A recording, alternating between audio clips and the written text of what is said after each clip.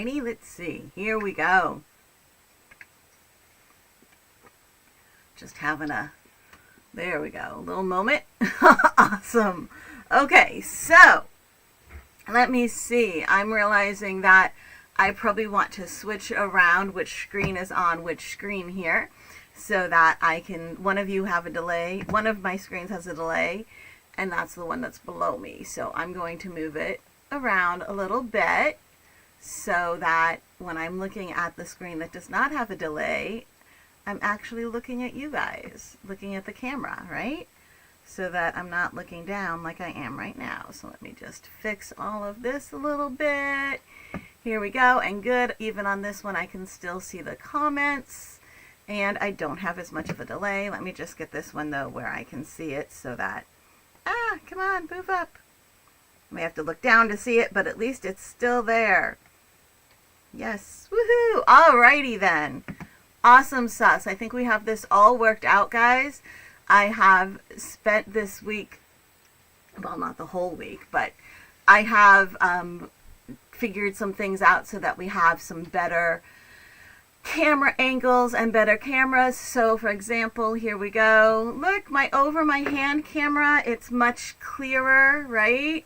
And it's not angled. The other camera I had was one that kind of rounded everything. So this one is actually my phone camera.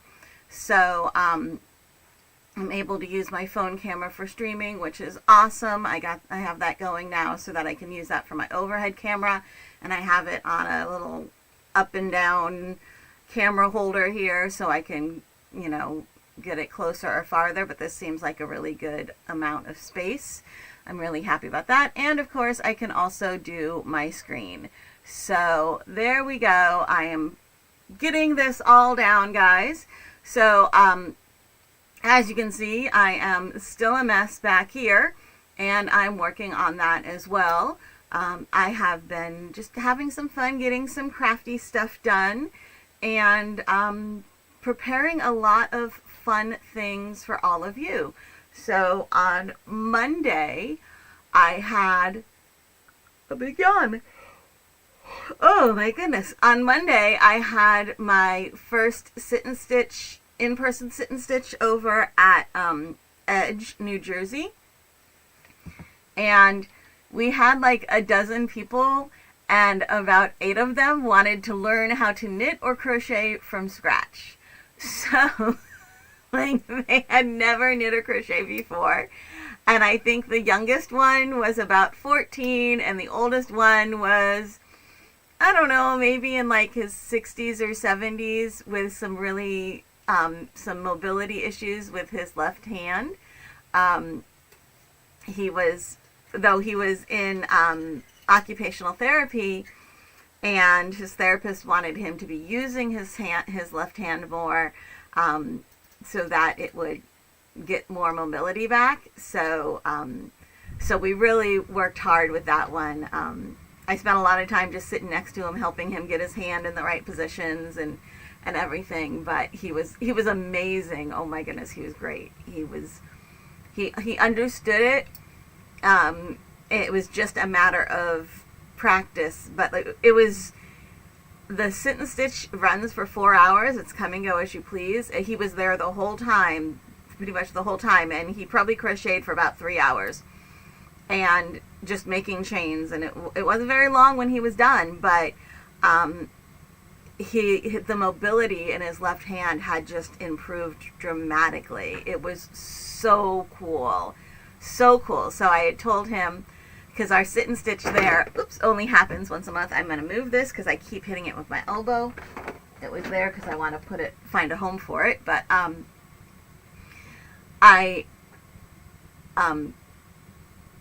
it was really cool because, the sit and stitch, it's 4 hours.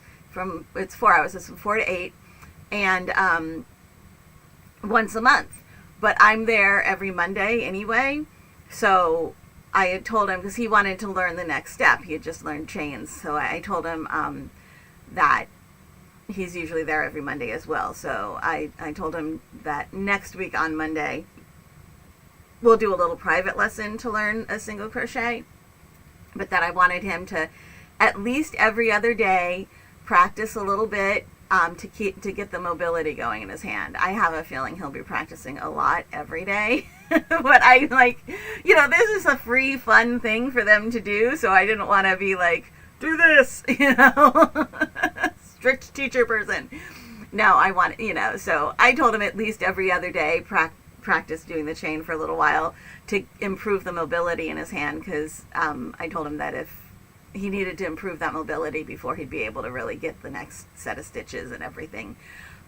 So I'm really excited to see where he's going to be next week on Monday, but it was just really cool to see the difference just sitting there and like making chains. I had him, here, I'll grab some yarn and a hook here. So, when you're making your chains, this is a DK weight because it's what was sitting next to me. I had him using a worsted weight. But, I pinch with my middle finger and my thumb. I pinch right below the stitch, and then I tension with this pointer finger. And, you can pull the hook to make the loop longer and pull the tension finger to make the loop shorter, right? So I told him, I gave him this practice. I'm like, this is a practice you want to do. Just pinch right below the loop and go like this. Right now, he can't actually pinch all the way up there. He can do kind of like, his thumb kind of just goes like this, right? His hand is very much like this right now. But like when we first started, he was like this. And now he's getting a little farther away. And he knows the goal is to be able to pinch and be able to really do this. So I'm very excited to see how much closer he's going to be next week. It's really cool to see that. It's more than just, hey, this is fun, and even more than just a little bit of mental health, stress relief therapy, whatever. It's actually helping him with the mobility that he was supposed to be working on anyway, that he wanted to be working on anyway. So that was so exciting. And it was fun. We had, like I said, there were about a dozen people there, and about 8 of them, maybe 6 to 8. Yeah, 6 to 8. There were, one person learned to knit, and he was like me. He just picked it up right away. And he was, I kept saying he was the ringer. He was the one who, even though he didn't know how to knit, he picked it up right away. It was really cute. He was amazing. And then there was the one who, had the real big mobility issues in his left hand. And then, so there were probably about 6. There were about 4 or 5 people learning. Yeah, because then there were like 4 other people learning to crochet. So about 6 of them needed to learn from scratch. 1 wanted to learn to knit, and the other 5 were learning to crochet. And then the other 6 needed nothing. They were just there to crochet or knit, whichever they were doing, with various skill levels, usually actually pretty good skill levels. It was really cool. It was so much fun. So that was the first Monday Sit and Stitch. We're doing it once a month at Edge, New Jersey, in person. And that was a ton of fun. And then once a month, I'll also be leading a craft class there. And the upcoming one is going to be the coasters that I had been showing you. And I finally came up with a good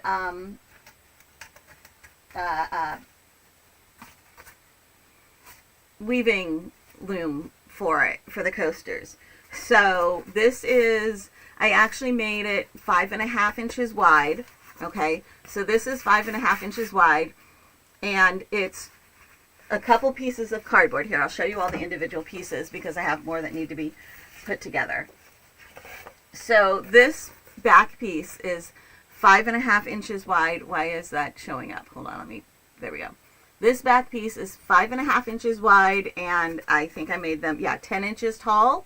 Okay, and then I cut 2, and it's corrugated cardboard. If you're using the corrugated cardboard, it bends easier in the direction. It bends easier you can see how the lines are going vertical. It'll bend easier this way because the lines give it the strength, right? So it'll bend with the lines a lot easier than against the lines. And since it's being pulled more up and down, that's why I have those lines in the cardboard going up and down. But then if you're using corrugated cardboard for the next piece, I made sure the lines were going vertical on these two. So this one is 5.5 by 10, and then I have two of these that are 5.5 by 2.5. And what that does is when you put them on the top and the bottom, the in-between part is 5 inches tall, because I wanted a way to mark 5 inches tall, right? So that they could make their little square coasters that are 5 inches square. So I did that to mark the 5 inches tall. And it also, what it does is it helps hold the yarn when you're wrapping it away from the cardboard a little bit, so that it's easier to get your needle underneath. And then what's sandwiched in there is, this one's already glued on. So I have this piece of chipboard. You see, it's a nice solid piece of chipboard. It's a little bit thin, but it's a piece of chipboard. You can use the backing of a pad of paper, just any of these things that have, you get these little pieces of cardboard everywhere. I had in the past just been cutting the lines with scissors or an X-Acto knife, and then I remembered that I have this guy here that cuts it cuts out those. It's a notch maker for patterns, for when you're making paper patterns. So this is it's a sewing tool. It's a sewing pattern tool. So it's a notch maker. You can kind of see there's the little hole there. So it just cuts little notches in everything. So I marked them 1/4 of an inch apart and just cut my little notches in there. And did those all 1/4 of an inch apart. So there's 19 of them, because this is 5 inches wide. So there's 19 notches in there, 1/4 inch apart. And I just sandwiched them in here. And I actually cut this piece at 3 inches. So when I line it up at the bottom with the 2.5 inches piece, there's a 1/2 inch sticking up. Okay. So that's how you end up with this full thing here. All right. So on the back, it's just solid. And on the front, we have this. And the way that we're doing this, we're making the coasters where we want to be able to have fringe on the ends. So like I had showed you before, we're going to be wrapping the yarn completely around this. They're going to be weaving in between here and here, and then they'll cut the yarn that's wrapped here, and that way the tails that are left will be plenty long to tie knots, because again, we have people from 14 to their 70s, I don't know, I'm guessing, as far as some of the ages there. So yeah, we have people of all ages and, various abilities and mobilities. So I wanted to make sure that when we cut them, the ends are plenty long, that people can make those knots without struggling. And also, if somebody wants to do some really fancy, like the little knot designs where you tie these two together, and then you tie these two, and then you go back to these two, and you make the little like knot decorations coming off of each end, I want them to be able to do that too. So I might make 1 or 2 samples that has different like knot decorations on the end, almost like macrame decorations coming off of the woven ends. So I want to make sure that everybody can do whatever they want to do with this, and not be limited by the fact that the weaving board was so small that when they cut the yarn, they didn't have enough to tie. And because no matter how much I tell them, when you're winding, don't pull it tight. Just like wind it so that it's laying flat, but not so that it's stretched. Somebody is going to wind it pulled really, really tight, and when they cut it, their vertical threads, their warp threads, are going to get like 2 inches shorter because they're not going to be being stretched anymore when they're cut. And on this, if somebody had pulled it really tight using this, they might lose a thread, and they almost definitely would not have enough length of the warp threads to be able to tie a knot. So that's why I ended up going with this.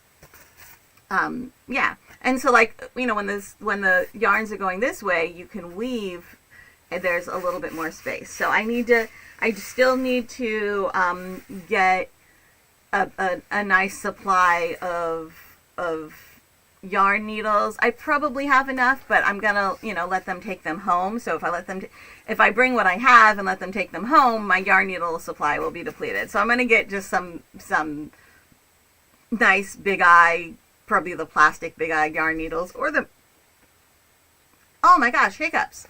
I'm sure I can find affordable metal big eye yarn needles, and I'll feel better about those than I will feel about buying plastic stuff. So I might just do that.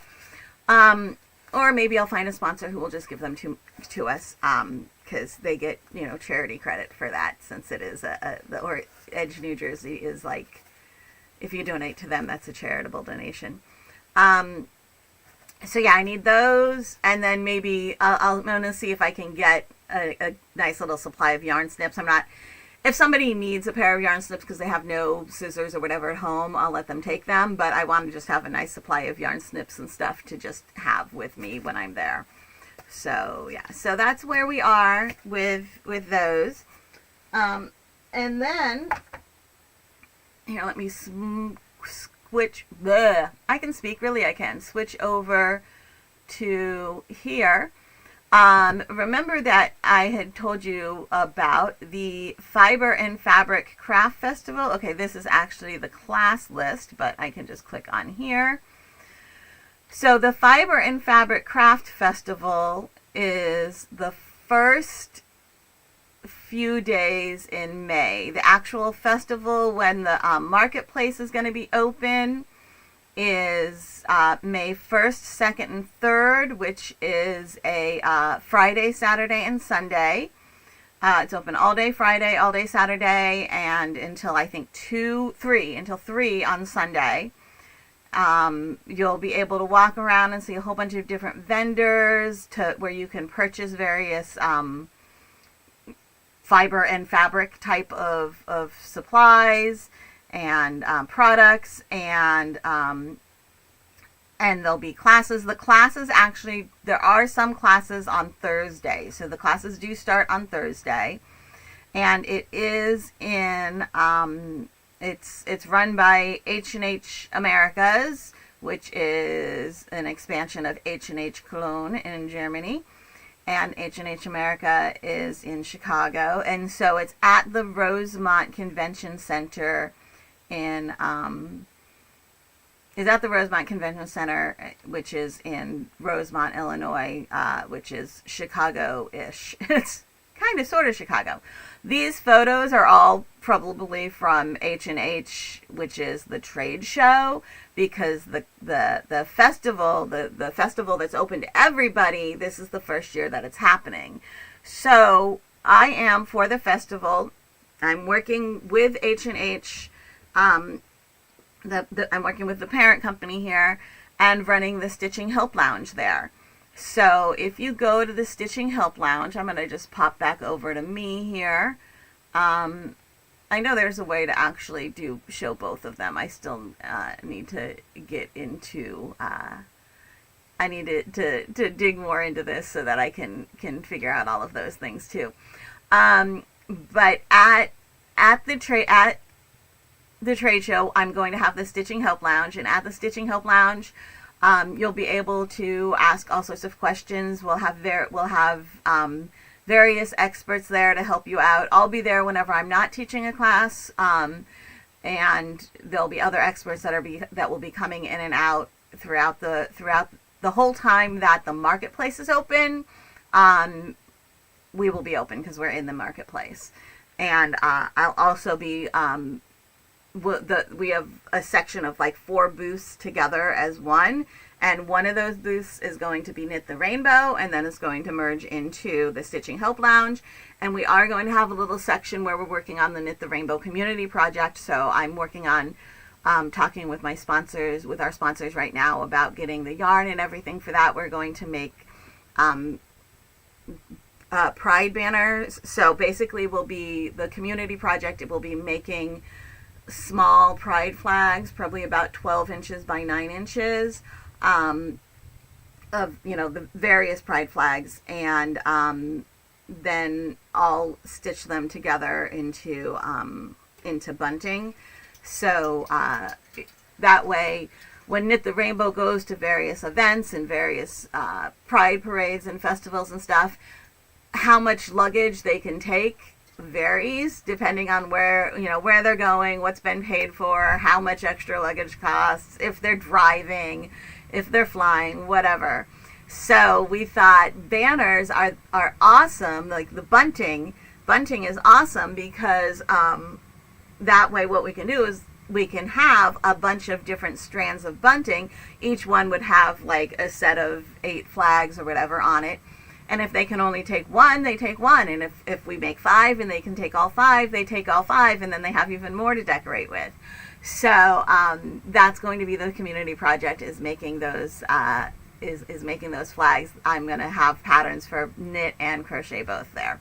So if you stop by the Stitching Help Lounge, it's going to be a ton of fun. I'm going to pop back over to the screen and show you. I shared this link in the description of the video. But once you go here to the Stitching Help Lounge, you'll see every once in a while there's this get your free weekend pass to the festival here. It's purple. When you go on top of it, it highlights to yellow. And when you click on it, because it does actually work this week, it takes you to sign up, and it's already got a promo code in it. This promo code will get you the weekend, the marketplace tickets for the whole weekend for free. All right. If you decide to take classes or anything else, you have to pay additionally for those. But this gets you the weekend pass. And then you just, if any add-ons, you will still have to pay for. All right.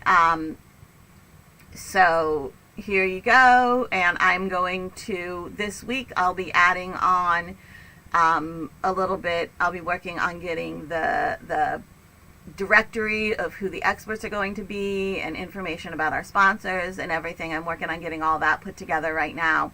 There'll be a lot of informative things inside the lounge. You'll be able to try out various products. One of our sponsors, our right now our biggest sponsor is Clover. So we're going to be talking soon about what products they want to have. I'm sure they'll probably have knitting needles and crochet hooks, but they also have a lot of really cool, awesome other products that we can show off some in the lounge. And then we have a company that's going to, just for the marketplace time, we'll have a sewing table, a sewing cabinet, and a sewing chair, crafting chair, so you can like try it out and see what it feels like. And that's kind of the idea, is the sponsors will have some of their products in the lounge, and you can try them out and see if you like them. And if you buy something in the marketplace and you want a little help figuring out how to use it, you can bring it into the lounge, and there will most likely be somebody there who can help you out. So yeah, it's really about community and education and just helping you with whatever you need help with. So I'm really looking forward to this. If you can be in the Chicago area at the beginning of May, then definitely come, and be sure to grab your free weekend pass, okay? It does, when I showed you, when it clicks on this, it takes you over to the H&H, to the festival site. So you're going through the checkout the same way as everybody else. It just auto-populates the code that you need to get the free weekend pass from me. And so if you're like looking at things on the site and you're like, I want to grab the ticket, don't buy it directly from the site here, where like when you first go there, there's a pop-up that says get your tickets now, and right here there's this tickets. don't buy straight here because you'll end up having to pay for the tickets, which I think is like 15 or something a day. It might be a little bit more. If you buy it by clicking from the Stitching Help Lounge link first, then it takes you to the same checkout. Here we go. It takes you to the same checkout. You just don't have to pay for the pass. All right. So you're not going to miss out on anything by coming from here. Pop back over to here. So yeah, I'm really looking forward to that. There are 3 classes I'll be teaching. And I'm going to be sending out a newsletter. I'm going to try to get back to sending those out every Tuesday. So the next newsletter, I will be telling you about the various classes that I'll be teaching there. So yeah, that's where we are with all of that. I'm just sorry, I know I'm looking down. I had to check out the other screen to see what was going on. All right, we have people here, hi, who are saying hi in the chat. I don't know that I have a whole lot today. I've been getting a lot done. Oh, one of the classes here, I do have this right here. One of the classes I'm teaching 2 crochet classes, and then I'm teaching a class on making a really, like, no experience needed, make a little journal notebook. So it's super fun. It's just a set of pages, and we'll probably just use like printer paper here. Okay, so this one actually has a couple different kinds of pages. It's got some graph paper, let's see, and then some dotted paper, and then some sketch paper. So I'll see what kind of paper I'm going to bring. Well, you know, I might try to bring a couple kinds of paper, and people can decide if they want a mixture or just a certain one. But it's, you know, just got not a whole lot of paper, but, you know, enough for a small little journal, right? And then this, a really pretty little cover. I'll have various designs for people to choose from. And these are little pockets, okay? So you can slide things in here. If you don't want the pocket, you can not attach it at the top and the bottom, and it would be a bookmark. Then the other thing we're doing is when you stitch your book together, we're using those threads we're making really extra long and adding a couple to them at the end to make a braided bookmark with a little tassel hanging off. So this is one of the classes. There's no fee for the kit, the supplies. So it's just the cost of the class, and no additional fee for the supplies. And I think it's going to be a lot of fun, and you'll be able to go home and make plenty more, because it's really a simple thing to do. And in class we'll talk about other, you know, I'll show and you can try out other ways to handle the extra paper on, because when the give me a second. The regular paper, the printer paper, is 8.5 inches wide, right? And that's what you're folding in half. Whereas the scrapbook paper is 12 inches wide, and that's what you're folding in half. So when you fold that in half, there's obviously between 8.5 to 12 is an extra 3.5 inches, right? So if you fold the scrapbook paper exactly in half, then this is how much you have. But you could also fold the scrapbook paper not exactly in half, so that one edge is only this long and the other side, the extra, is twice as wide as this, and then you could like cut it at an angle and have one of the angly pockets. We'll also maybe talk about some ways you can, you know, I might do a couple like little origami things that you can do where you can make little pockets. You can, you know, maybe take one of the pieces of paper that you're putting in here, and rather than, because the first thing you do is cut your piece of paper in half, right? So that it's, instead of being 8.5 by 11, it's 8.5 by 5.5. You could, instead of cutting it in half, you can fold it in half, but then don't cut it. Fold one of the halves in half again, and then cut that, and then every once in a while you'll have one that has a little pocket in it, so we'll explore different little fun things that you can do. Monique wants to know if these classes will be available online. I most likely will. I will eventually, all of these classes that I teach in person, I will eventually get online versions of them. Some of them will be free, some of them will have a cost. If you go to take them at the trade show, at the festival, there's a cost to going to take the class. Most likely the cost that will be online will end up being a little bit less than the cost to take it in person, because if you take it online, you're only paying me, and the only fee that I have to pay is whoever's collecting the money or whatever program I'm using to have the class. I'll probably use the program I already have a lifetime subscription to on my website, which means I'll only be paying, whatever the PayPal fees or the Stripe fees are or whatever.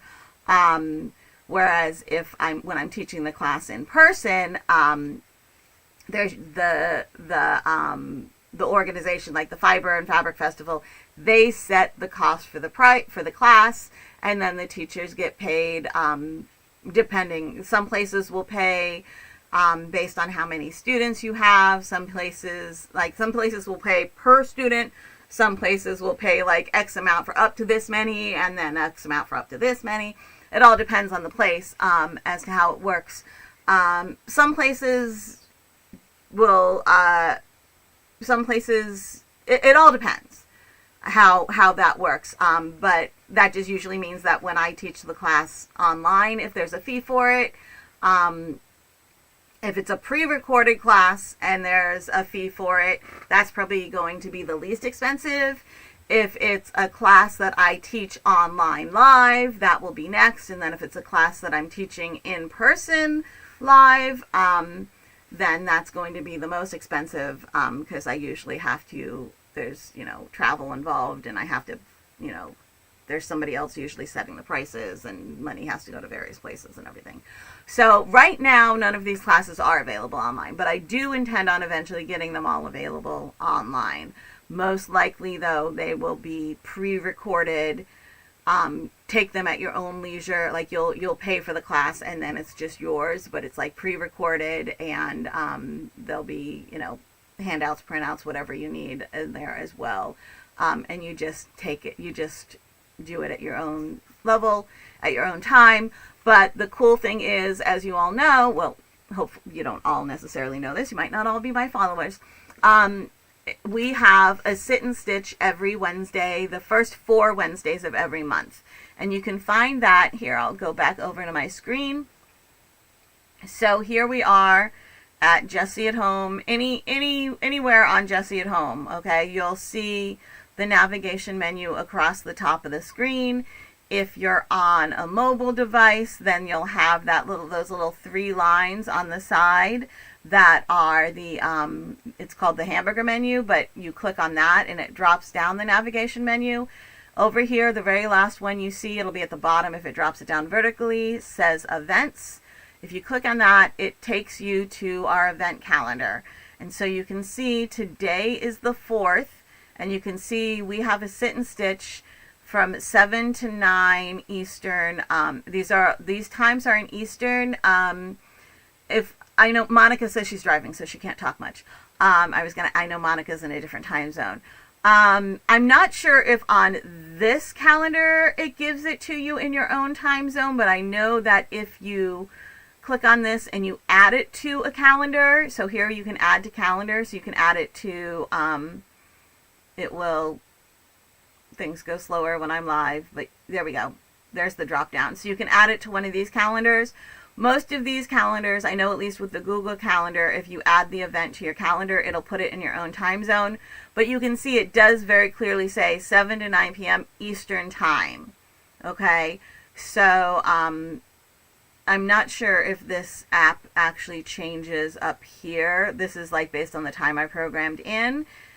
So it might change to your time zone, I'm not sure. But the 7 to 9 tonight is Eastern Time. You can see all I did was I went to the events calendar, and I have filled this up. I try to keep it a couple months in advance, filled up a couple months in advance. And so you can scroll down, you can see all the different events that we have coming up. And if they're in person, it says in person. There was the in-person sit and stitch. This says live virtual sit and stitch. And of course, if you click on them, you get more information. Okay. So you click on them, you'll get the more information here. I'm going to be at the Tri-State Camp Conference next week. So you can click on that, and it says Jessie will be working at the Happy Camper booth running a make and take with Artistry products.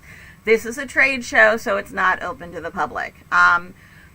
But this way, if you're in the camping industry and you're going here, you know that that's where I'll be, and it's at the Atlantic City Convention Center and all of that sort of stuff, okay? So, you know, there you go. And no, I'm not worried about telling you where I'm going to be, that somebody's going to come and rob my house, because there are more people that live here than me, so people are still home. So yeah, people are still home at my house. So don't think you can get away to an empty house at that point. So there you go, and you can see that you can go to your next page. You can drop this down and choose exactly where you want to go, or you can just go to the next month over here. But you can see the other things going on. And we just scheduled the next couple of months with Edge. So I need to add those things on.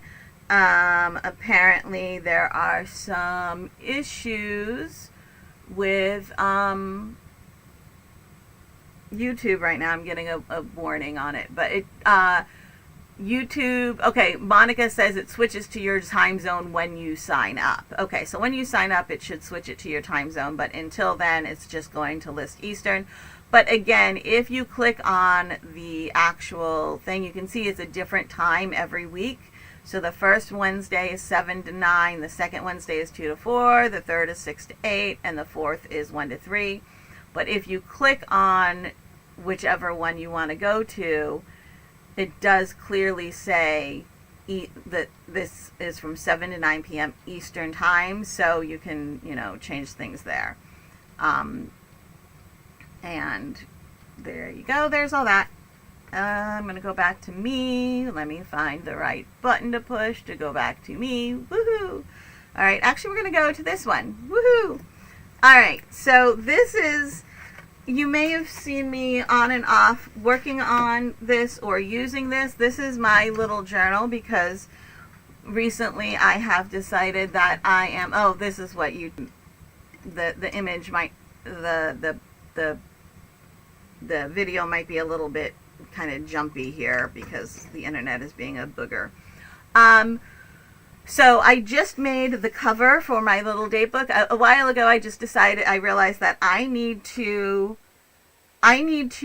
adjust my life to be what works for me instead of adjusting me to be what people say is supposed to work.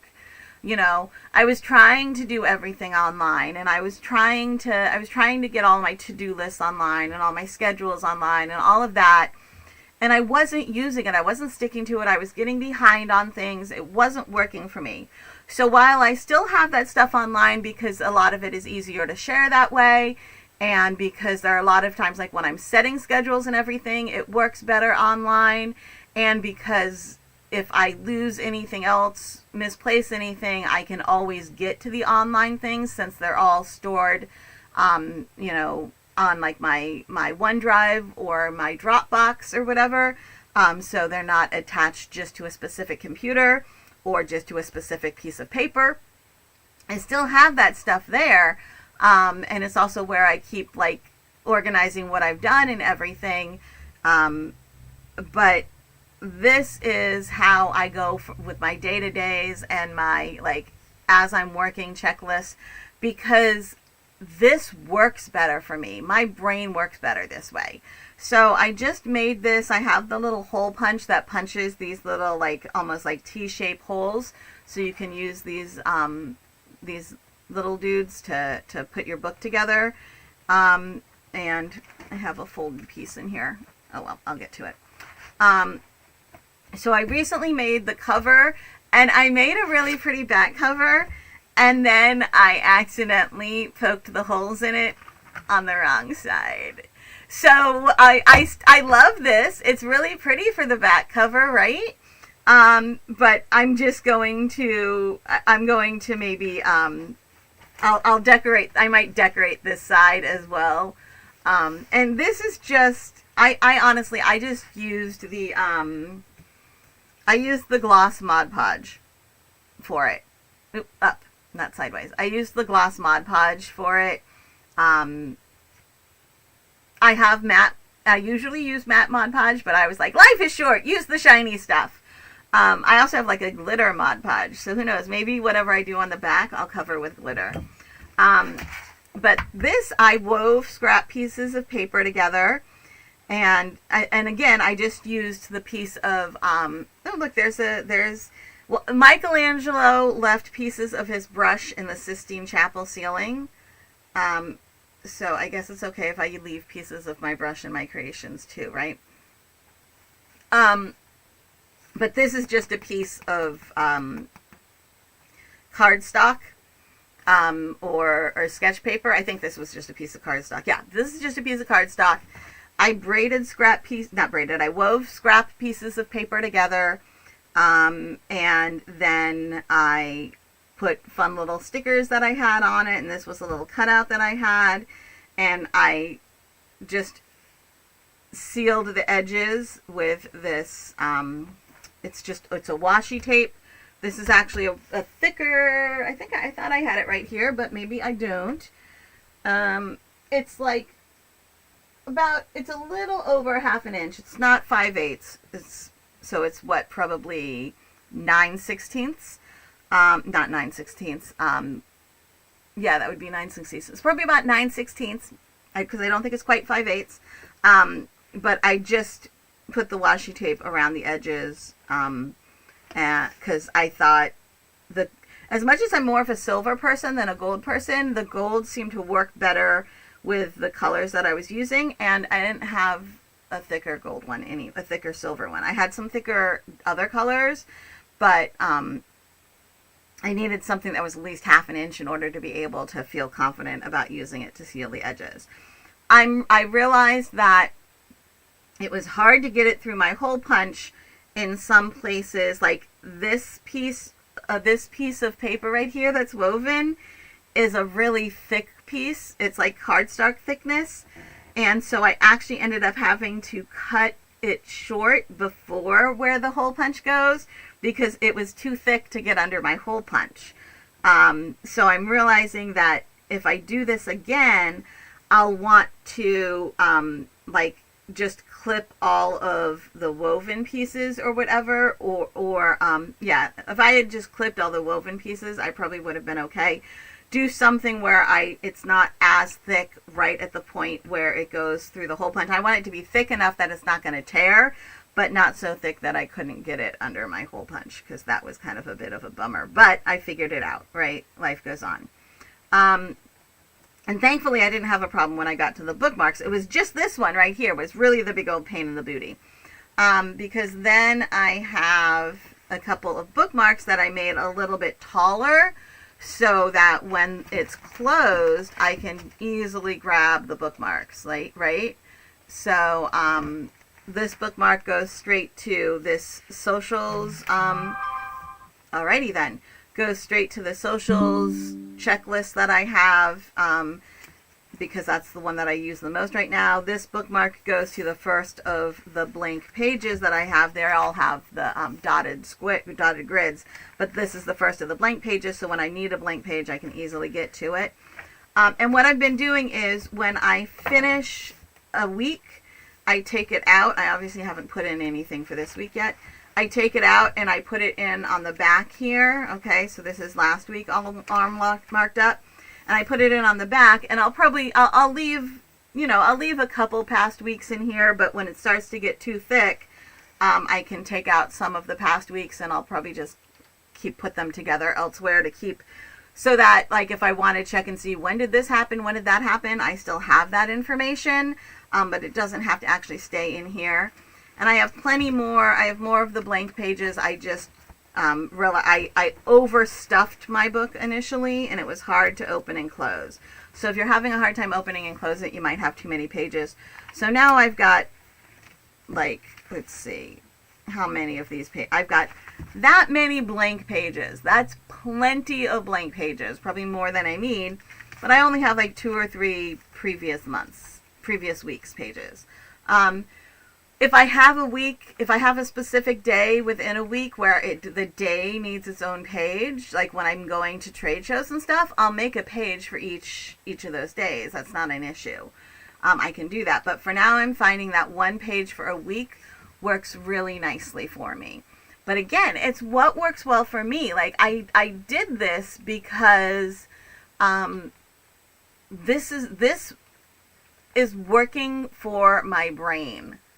Other ways of being organized and everything wasn't working for me. And I realized that I was trying to conform to everybody else because I was told to, because I was told this is the way you should be doing it. And really, eventually I realized the way I should be doing it is the way that works for me and the way that makes me the most comfortable, right? So this works for me and it makes me comfortable and I like it. And it fits nicely inside where's my bag? Oh, it's upstairs. But I have the little Red Riding Hood bag from Twice Sheared Sheep that I got in the advent calendar. And this, I have a bunch of different, supplies and stuff. That's the bag that just goes into whatever my current bag is. Like each of my project bags, I'll have some things that just stay in the project bag with that specific project. But then the little Red Riding Hood bag, if I'm taking a project bag somewhere, that gets tossed in there. Because those are the things I just always want to have with me that I don't have enough of to put in every bag or whatever. And this fits in there really nicely, okay? And the pages are a half of a page of printer paper. Because I honestly, I went online and searched dotted grid, printable dotted grid, and I just printed this out on my printer. The site that I found for the printable dotted grid. Sorry, it's trying to focus.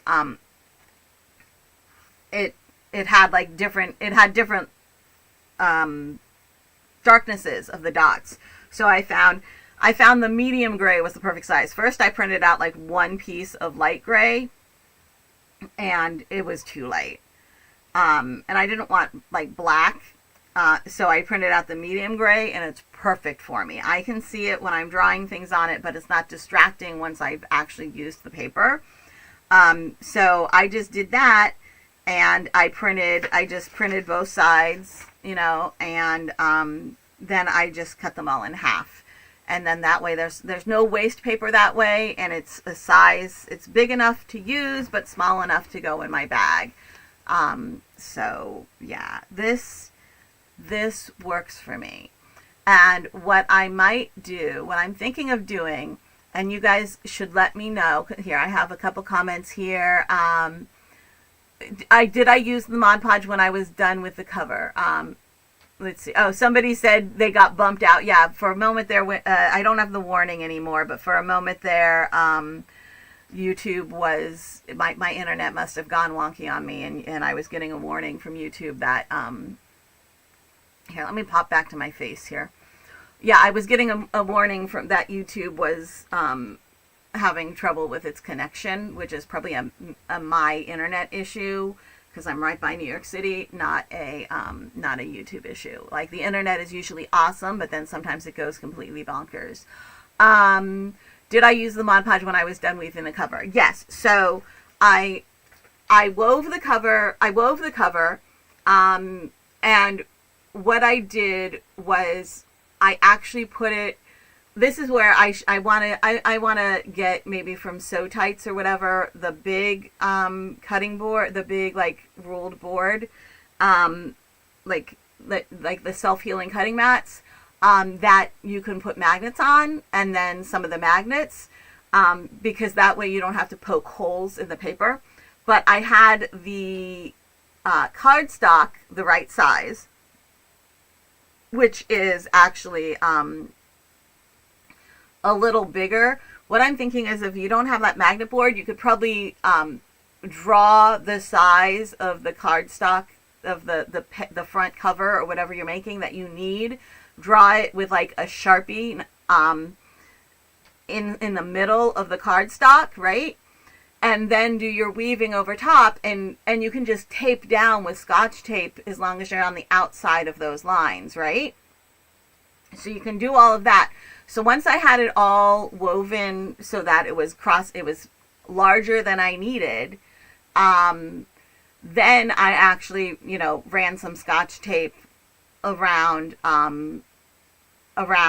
outside where the cutting line would be, and cut it so it was a little bit larger than I needed. Okay. Then I painted the whole thing with the Mod Podge, and then I went, it needs some, then I added on, I had already planned to do this, so I actually hadn't, this actually isn't woven that much underneath here, because some of my pieces of scrap weren't as long, so I could use like the smaller pieces if I knew that this part didn't have to have anything inside of it. So what I did then was I went, oh, well, it could still use a little bit more. So then I added on these stickers, and I was like, well, now it looks weird because I added on these stickers. I had the edges trimmed, and I added on the tape, and then I decided that once I had the tape around the edges and these extra stickers that weren't covered in Mod Podge, I liked it better in Mod Podge. So what I did was then first I Mod Podged the inside, the back, right? Because it was already starting to get a little wobbly, a little like warped from having the Mod Podge on one side and not on the other. Then once that dried, I Mod Podged again over here. Okay.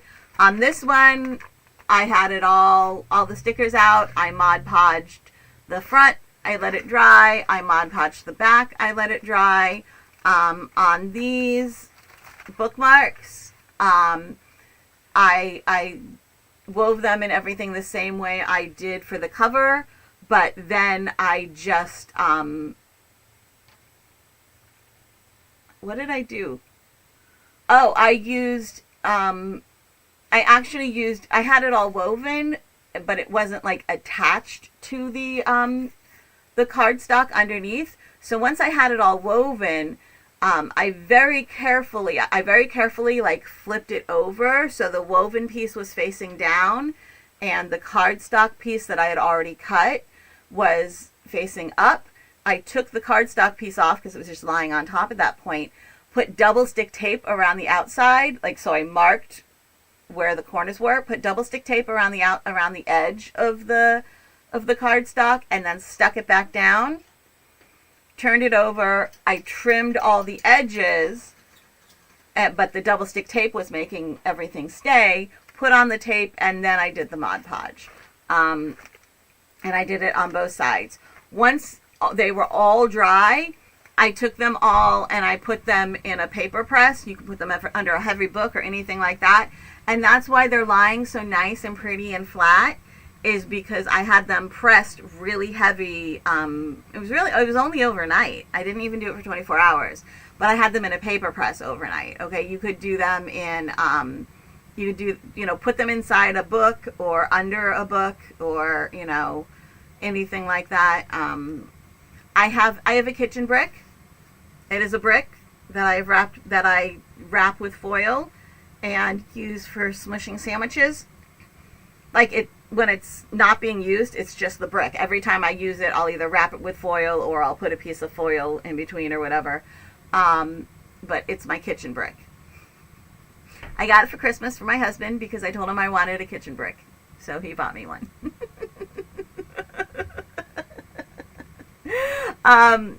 So I will you could put a book or whatever on top of it and then stick a brick on top of the book to add extra weight or whatever. But yeah, I did press them flat, and that's why they're so nice and flat and pretty. Okay, so you want to have the glue on both sides, the Mod Podge or whatever on both sides, and then press it flat, and that'll keep it nice and flat.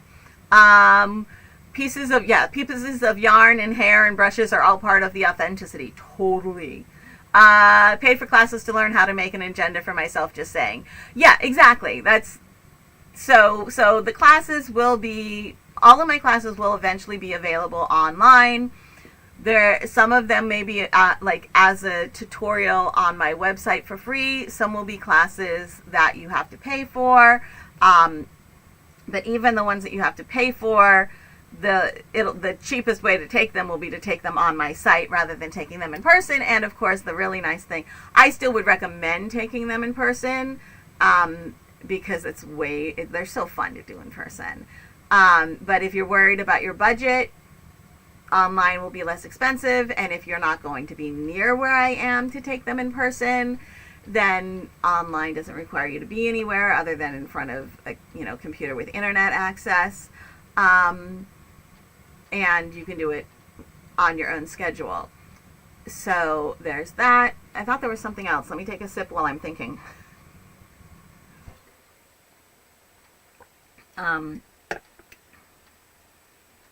Yeah, I don't know. Eventually they'll all be there. I do intend on doing that. And I'm probably going to end up with a decent amount of them after a little while, because now that I'm going to be doing one craft class in addition to one sit and stitch, I'll be doing one one craft class every month at Edge, and they're all going to be geared towards, like, they all want to be things for, like, you don't have to know something ahead of time, really. Then I'll probably be adding those to, those will probably end up being a lot of just tutorials on the website. A lot of those will be free. So that's where that is. Classes are fun. I really like teaching them. And I think we're good here. Our sit and stitch is from 7 to 9 tonight. So I hope to see you all there. That is a link I forgot to put in the description of the video. But again, I knew there was something I was forgetting when I was adding in all the links. But if you just go to jessieathome.com, you can click on the link that already takes you to the fiber and fabric, the sit and stitch, the stitching help lounge link that is in the description of the video. You can click on that. That is on Jessie at Home. That takes you to jessieathome.com, just to that specific page. And then in the navigation menu is the events. You click on the events. If you need to click the 3 lines hamburger menu to get the navigation menu, you can. You click on events, and eventually it opens up. It's always slow when we're live. And you will find the 7 to 9 tonight, and that's where you can get your links. Okay? So there you go. That is how you can come to the sit and stitch tonight. And I am going to work on being better at sending that newsletter every month. So if you are not on the newsletter, most pages on my website have it at the very bottom. But if you click on this little Jessie at Home logo here, if you just go to jessieathome.com, the home page has the newsletter sign up right here. So you just scroll down underneath the couple of pictures at the top, and here we go. Here is the newsletter. Here is the newsletter. So you can go ahead and sign up right there. I'm working on getting back to doing that every single Tuesday. That way it'll have the reminder and the link and everything for the Wednesday sit and stitch, and just let you know what else is going on. So there you go. I hope to see you all tonight at the sit and stitch, and otherwise I will be here again next week on Wednesday from 12 to 1 Eastern. Thank you so much for stopping by.